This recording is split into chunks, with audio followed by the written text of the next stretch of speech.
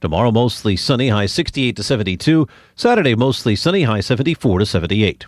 From the Florida Weather Center, I'm meteorologist Joe Lundberg. All right, thank you, Joe. It's 14 minutes after 10 o'clock. Thank you for tuning in this Thursday. Kind of a wet day out there, I guess. It doesn't look like it's raining right here, but it is still wet here at the Paddock Mall. And I guess we've got some cool temperatures moving our way as well. We are not right now ready to begin an interview because the guests we had scheduled are not here yet, but I understand they are on their way. Dr. Richard Solomon will be here in just a little bit. He's the founder of the Play Project. If you've heard about the Play Project, you might be interested to know more about it.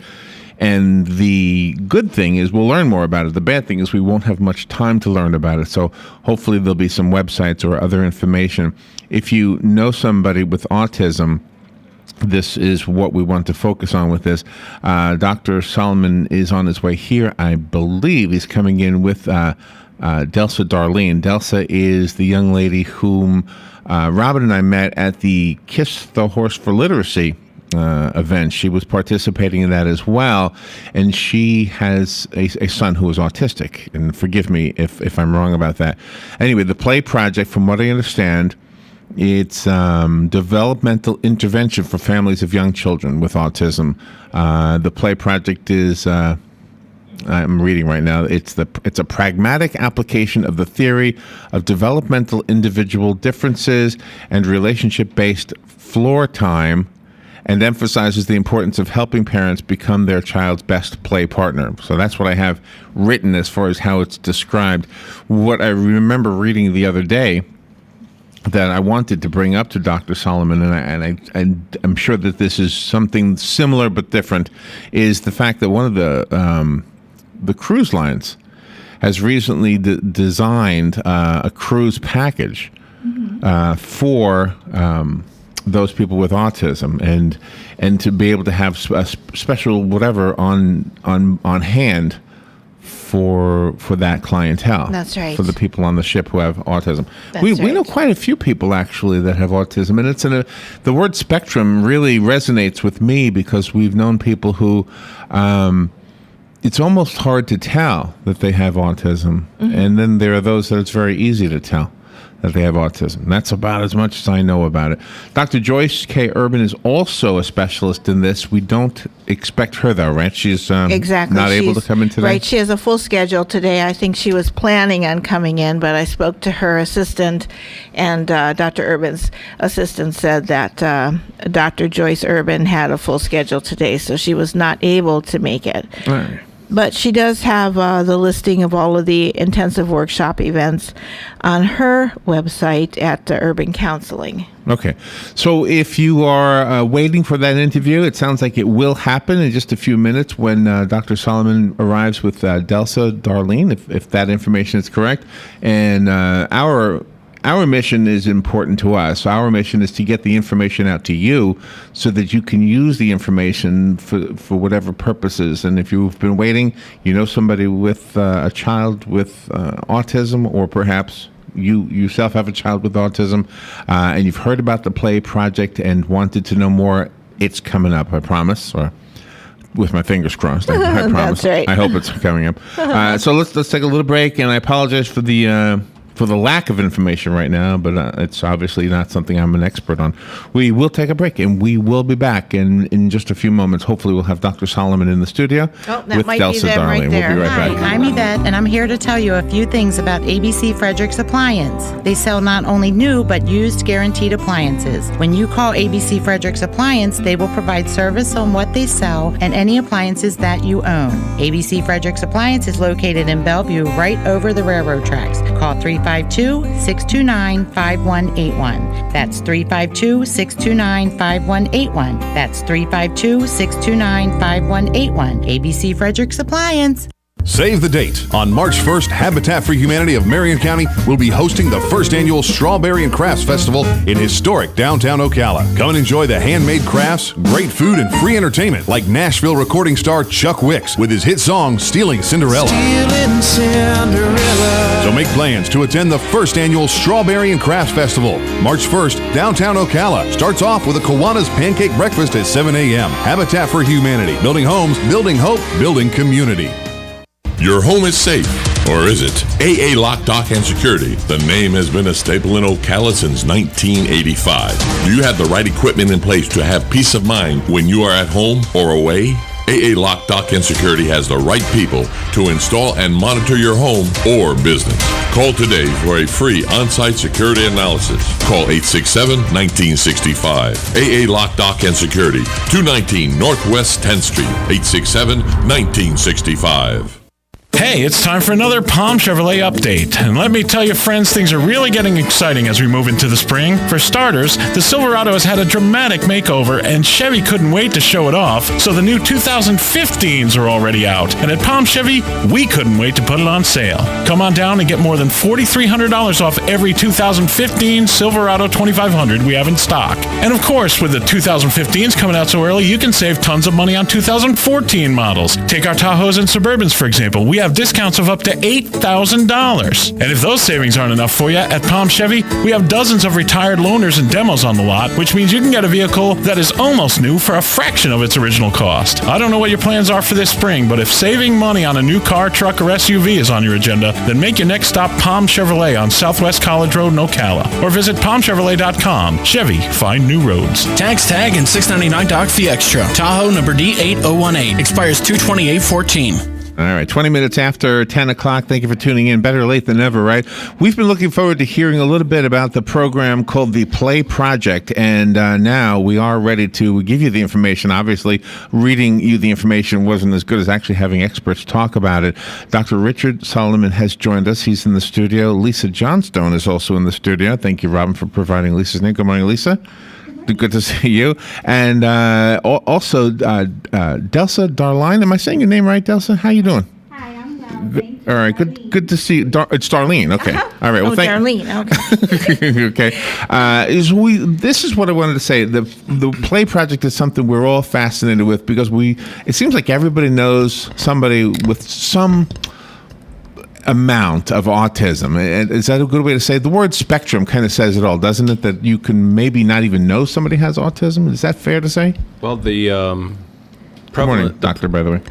Good morning. Good morning. Thanks for having me here. I really appreciate it. The prevalence of autism is now 1 in 88, and if you look at boys, it's about 1 in 50 boys.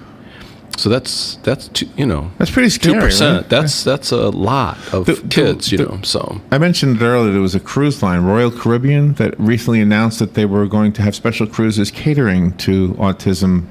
What are your thoughts on that? I mean, well, the child with autism does look at the world differently, and when you put them in an environment like a cruise or a mall or a restaurant, and they have trouble with their perception of the world, it can make them very upset. Oh, really? And so, I've heard of movie theaters that turn the sound down, that keep the lights up a little bit.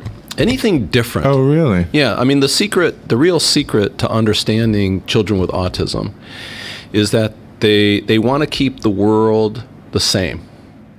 And so any sudden, unexpected differences in the environment, changes, are upsetting. So a cruise line, actually, it does make some sense, that you would arrange a cruise line so that it was specifically okay. Oh, wow. Yeah. It might be interesting to find out what exactly they're doing that's different than another cruise line, another cruise day, Yeah, I think for your listeners,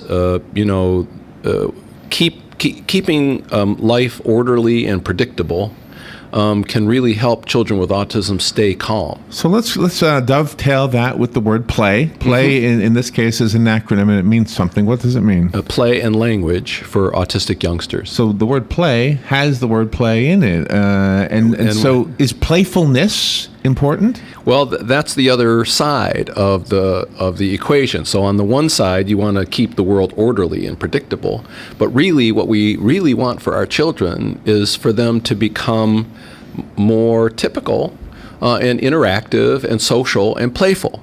So the Play Project gently challenges the child with autism spectrum disorders to become more connected, more flexible, more engaged, more creative, And that's what we want. Delsa, you've already told us, and good morning, Delsa. How are you doing? Morning. I'm well, Make sure thank your microphone's on. Get the right button over here. You've already told us that with your son, that you were you got on the floor. You observed him. You were really very observant, and those observations really helped you in your relationship with your son. Incredibly so. It's amazing how much more you learn once you actually get down to their level and you start realizing, wow, when I'm down here, this light is a lot brighter. This light seems to be shining a lot more than what I realize when I'm at my own level. Even certain sounds, acoustics in a room can be so different. And it's those small little things that when you really go down and you actually try to walk in their shoes, you really start to get a better understanding. And so then when you start walking into stores or walking into movie theaters and things like that, you're kind of already prepared to know, oh, this is going to set them off. Let me try to do something to help prevent that from happening. Is it fair to say that in addition to physically getting near the floor, that you emotionally got into loving parent mode, and that may have maybe made you more receptive to the needs of your son? Well, of course, as a parent, you just kind of, especially us moms, we have this gut instinct. We just know something's going on with our child, which is, initially before he was even diagnosed, you just had that gut feeling and knew something is up, something is just not right. And so, yes, you kind of have that, but it takes it to a whole other level. And what you start to realize is that once you start being able to communicate with your child in that way, you actually also start being able to better communicate with other adults as well. You become a little more tolerant, a little more understanding. That's interesting, isn't it? It's very. So that kind of goes with my next question. If I know somebody who's has Down syndrome, for example, would the same techniques work on an autistic child work on a Down syndrome child? Yes. The methods that we use, which are essentially what Delsa was talking about, being sensitive to your child and responsive to your child, works with all children. But in autism, the benefit is tremendous. You can help. To me, that's another thing that makes the child with autism spectrum disorder different, is that many of them have tremendous potential. So you can literally change the life of the child with autism in a way that transforms their development so that they can become functional and successful. So I have many children in my practice who started off being very autistic and ended up being in regular kindergarten. Wow. Yes. So that's what's. But that would never happen with the Down syndrome child, right? Right. For a kid with Down syndrome, yes. Well, your interaction with them would help, and it would shift their developmental curve up a little. Some. But not to the dramatic effect with autism. That is amazing. And so is that possible for all autistic children? Can they become? And I know the word normal is frowned upon. But for lack of a better way to say this, how do I say this? We say typical, but... Typical. Okay, yeah. So could an autistic child become a typical adult? Yes, and that's now been shown scientifically. There's been studies that just came out this last year that showed that some children outgrow their diagnosis who had bona fide autism and then later, after intervention, did not have autism. So it is actually possible to outgrow your condition. And you are to be commended, Doctor, for recognizing this in your area and then really making this project grow so everybody around the world technically can take this opportunity to help their child. Thanks, I appreciate that. I'm a pediatrician, and first and foremost, and what a pediatrician does is really, it's like immunizations. You serve large numbers of children, and ever since I learned about this model, this intervention model, a developmental intervention model, it's been my mission to really reach out and help as many children as I could, and I think that's what we're doing here. Ocala is we're training people in our Model to Play project, and they could literally serve dozens and dozens of children in the community. Now, something is happening tomorrow. Who wants to make that announcement and invite people to? Is there something happening tomorrow? There is. We're actually starting and kicking off the Play project. There's a 2-day workshop, and there's also a 4-day certification. It's taking place at the Hilton.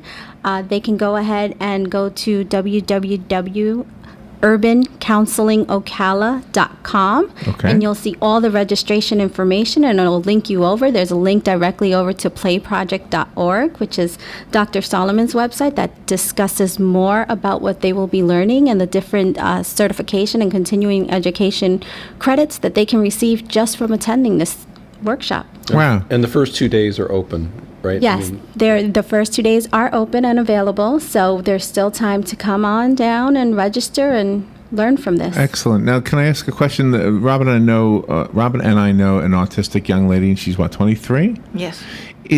Are her parents able to? She doesn't seem 23. She still has some childlike mannerisms and behavior, I think. But would that parent be able to benefit from this program, is it too old for her? Well, the ability to change your brain goes through different stages, and the earlier you get to a child, the better, because the brain is still forming. Once the children turn 7 years old, the brain changes again, and there's less what they call plasticity, less the ability to change your brain. But what we have actually used the Play Project methods with older children and adults, right. And we found that our approach makes the people, the adults, happier. It may not change their course of development as much. And if the autistic child shows savant tendencies in music and art, and after they go through your program, are they still going to retain that creativity? Yes. We are very strengths oriented. Whatever the child loves, we build on. So these children are not going to lose their savant capacities. Is that accurate, or is that the fault of Hollywood that we somehow associate savant with autism? It happens within autism. It's one of the very few developmental conditions where you see big discrepancies between one ability and another ability. That's really interesting, isn't it? It is very interesting, and many of my children have extraordinary memories. I have kids who come into my office, and the mother says, tell them your birthday.